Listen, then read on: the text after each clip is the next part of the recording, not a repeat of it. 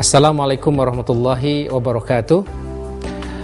Alhamdulillah kita dijadikan sebagai umat Nabi besar Muhammad SAW. Kita dijadikan sebagai umat yang begitu banyak peninggalan intelektual, peninggalan khazanah civilization yang sangat kaya, baik di Baghdad, Damaskus, di Mekah, Madinah, bahkan termasuk di Andalusia. Namun sangat disayangkan kecintaan kita terhadap Rasulullah SAW seringkali hanya di bibir saja. Kita menyebut namanya, mengagungkan sifat-sifatnya pada bulan Maulud. Bahkan kita menyanyikan Diba dari Barzanji dengan lantang. Tetapi setelah Maulud lewat, setelah salawat itu kita kumandangkan, kita kembali ke kantor, kita kembali bisnis, kita kembali berdagang, kita masuk perbankan, asuransi, pasar modal, Rasul, wisdomnya tidak pernah kita bawa.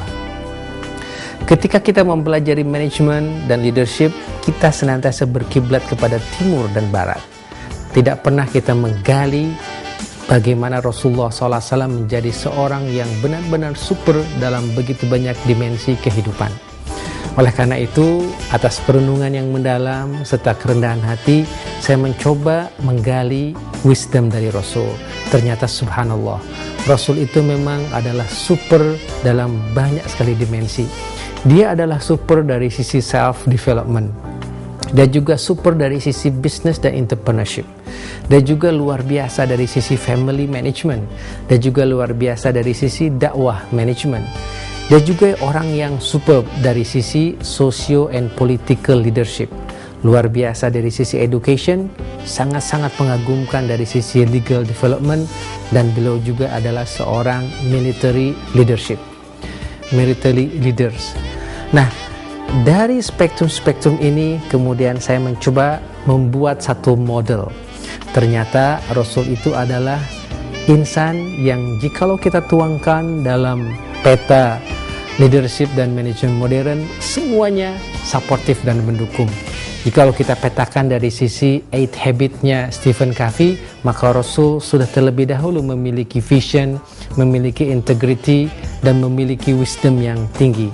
Termasuk dalam petanya Bert Nanus, demikian juga James Otto, Warren Bennis, Rasulullah SAW sudah melakukan semua yang mereka teorikan.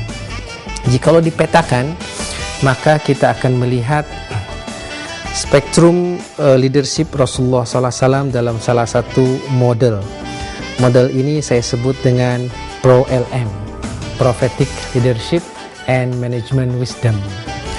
PRO-LM memiliki 4 basic karakter utama. Yang pertama adalah siddiq, yang kedua adalah amanah, yang ketiga adalah fatonah, dan yang keempat adalah tabligh. Siddiq akan membentuk jiwa yang penuh dengan integritas. Amanah akan membentuk jiwa yang penuh trustworthy. Kemudian fatonah akan membentuk insan yang profesional dan fully competence. Sementara tabligh akan menjadikan insan memiliki satu skill komunikasi yang tinggi dengan memiliki vision. Ini akan menjurus kepada leadership wisdom. Siddiq, integrity, akan menghasilkan personal excellence. Amanah, trustworthy, akan menjadikan insan yang mumpuni untuk interpersonal capital. Sementara fatona akan benar-benar menjadikan seorang yang memiliki technical dan managerial competence. Dan tabligh akan mengarahkan kepada vision, communication, questions. Mudah-mudahan saatnya nanti kita akan bisa mengkaji leadership dan manajemen wisdom dari Rasulullah SAW dengan lebih terintegrasi lagi dalam training prophetic leadership and management wisdom. Semoga Allah Subhanahu wa Ta'ala memberikan kita keikhlasan untuk mengkajinya dan kita bisa mengaplikasikannya dalam kehidupan sehari-hari. Dengan demikian, cinta kita kepada Rasul bukan hanya di bibir saja. Kita tidak lagi mengusu dan mencari-cari wisdom dari barat dan timur, tetapi kita bisa mengambil dari suri teladan Rasulullah SAW, di-blended dengan wisdom dari barat dan timur yang modern. Selama itu benar dan baik, tetapi kita memakai paradigma dan kerangka at-tauhid. Semoga Allah menjadikan kita insan yang sukses secara spiritual, sukses secara sosial, sukses secara emosional, sukses secara fisikal, dan sukses secara finansial. Apa yang disebut dengan balance of success. Billahi taufiq wa hidayah. Wassalamualaikum warahmatullahi wabarakatuh.